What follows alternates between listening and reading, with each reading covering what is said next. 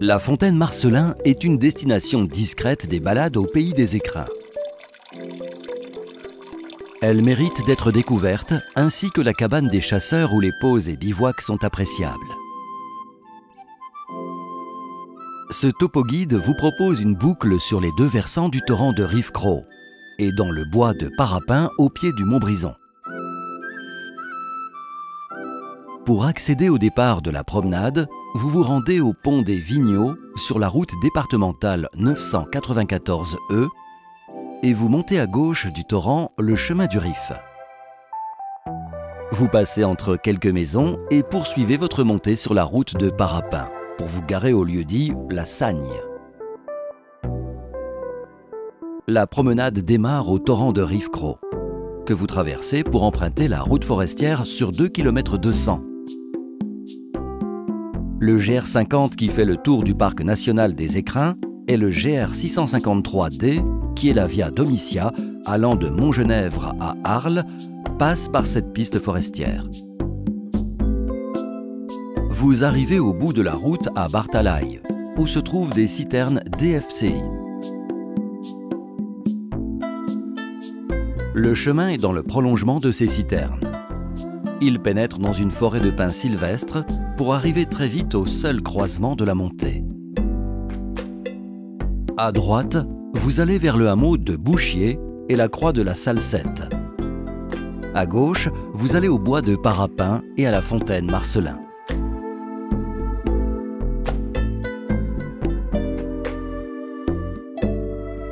Vous traversez une des branches du torrent de Rivecros et vous vous élevez sur un versant exposé sud dans une forêt de pins à crochets appelée aussi pin de Briançon et de pin sylvestre avec son écorce aux teintes saumonées. Vous êtes à Ladret. C'est un versant qui bénéficie d'une longue exposition au soleil où le pouvoir calorique profite à une végétation de type méditerranéen, à l'inverse de Lubac qui est moins ensoleillé.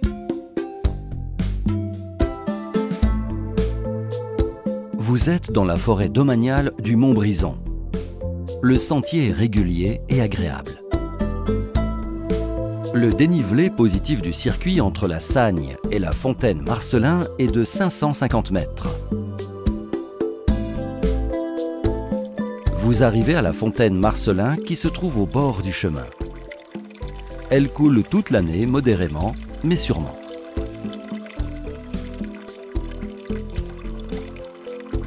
Une attention toute particulière lui est accordée. C'est un petit patrimoine de la commune qui a joué un rôle vital pendant les activités pastorales.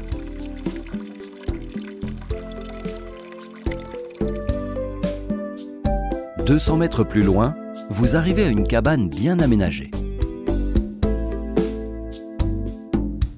Adossée à un rocher et cachée sous un grand pin sylvestre, elle a été construite sur des ruines par les chasseurs locaux. Elle se situe sur un replat entouré de prairies, de feuillus et de conifères. La cabane des chasseurs est libre d'usage, moyennant le respect du lieu, la propreté et le réapprovisionnement du bois de chauffage. Une famille locale travaillait la terre sur ce plateau d'altitude et utilisait la ressource de la fontaine. C'était la famille Alphand, dont Henri avait comme sobriquet Marcellin. C'est pour cela que l'on a appelé la fontaine Marcellin, ou la fontaine des Marcellins, faisant référence à la famille.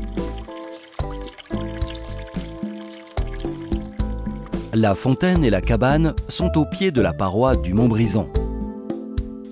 Cette face calcaire, exposée sud, joue un rôle sur le microclimat de la commune des Vigneaux, dont le nom évocateur sent bon le vin et la vigne.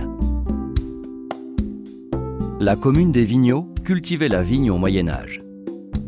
Les habitants, appelés les vignerons, veulent réhabiliter le vignoble sur les coteaux proches du village avec un cépage appelé le Mollard, adapté au climat local, originaire et emblématique des Hautes-Alpes. La descente se fait vers le sud sur une piste forestière. Lors de cette descente, vous traversez une zone un peu désertique causée par un incendie ravageur en 2003.